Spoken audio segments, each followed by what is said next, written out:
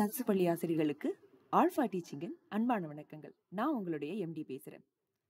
நீங்க ஒரு கேவி ஆஸ்பிரண்டா இருந்தீங்கன்னா இது உங்களுக்கான மிகப்பெரிய சந்தோஷமான செய்தி. என்னன்னு கேட்டீங்கன்னா, கேந்திர வித்யாலயா ரெக்ரூட்மெண்ட் ஆனது மார்ச் மந்த் நோட்டிபிகேஷன் வரப்போகுது. நியர்லி மார்ச் ஃபர்ஸ்ட் வீக் இல்ல 10 to 11க்குள்ள நோட்டிபிகேஷன் வரப்போகுது அப்படிங்கிற ஒரு செய்தி சர்க்குலேட் ஆகுது. இந்த விஷயம் எனக்கு எப்படி தெரியும் அப்படின்னு கேட்டீங்கன்னா, நான் கேவிக்கு படிச்சேன்ல போன ரெக்ரூட்மெண்ட் அப்போ நான் எந்த சோர்ஸை ஃபாலோ பண்ணேனோ அந்த சோர்ஸ்ல இப்போ இந்த இன்ஃபர்மேஷன் ஆனது சர்க்குலேட் ஆகிட்டு இருக்கு. அவங்க நான் படிக்கும்போது இந்த மாதிரி ஒரு டேட் வரும்னு சொன்னாங்க. அந்த டேட்ல எனக்கு நோட்டிஃபிகேஷன் வரவும் செஞ்சுது. So it is there. So it is a big news. நீங்க ப்ரிப்பேர் ஆகிட்டு இருந்தீங்கன்னா உங்களுடைய ப்ரிப்பரேஷனை வேகப்படுத்துங்க. நீங்க இன்னும் ப்ரிப்பேர் ஆக ஆரம்பிக்கலன்னா இன்னைக்கே புக் எடுத்து படிக்க ஆரம்பிங்க. கேவியை பொறுத்த வரைக்கும் the job is dynamic.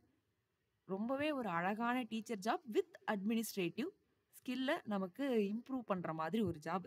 Okay, so நீங்கள் கேவியில் பிஆர்டி சிடெட் பேப்பர் 1 முடிச்சு டிடெட் முடிச்சிருந்தீங்கன்னா பிஆர்டிக்கு நீங்கள் அப்ளை பண்ண முடியும். சிடெட் பேப்பர் 2 முடிச்சு பிஎட் முடிச்சிருந்தீங்கன்னா டிஜிடிக்கு அப்ளை பண்ண முடியும்.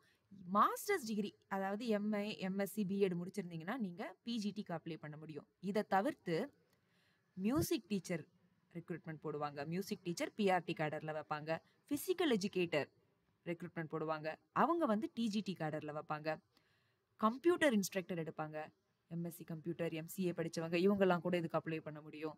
அதுக்கப்புறம் ஆஃபீஸ் கிளரிக்கல் போஸ்ட்டும் அவங்க என்ன பண்ணுவாங்க, இந்த ரெக்ரூட்மெண்ட் டிரைவில் போடுவாங்க. ஏன்னா போன ரெக்ரூட்மெண்ட் டிரைவில் இதெல்லாம் இன்க்ளூட் ஆகி இருந்துச்சு.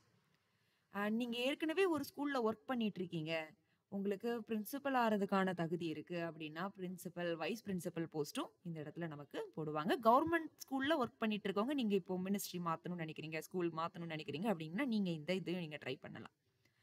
ஓகே, ஸோ நம்மளுடைய நெக்ஸ்ட் வீடியோ எது ரிலேட்டடா இருக்கும்னு பாத்தீங்கன்னா பிஆர்டி டிஜிடி பிஜிடி இதுக்கெல்லாம் ஸ்பெசிபிக் சப்ஜெக்ட் இருக்கு.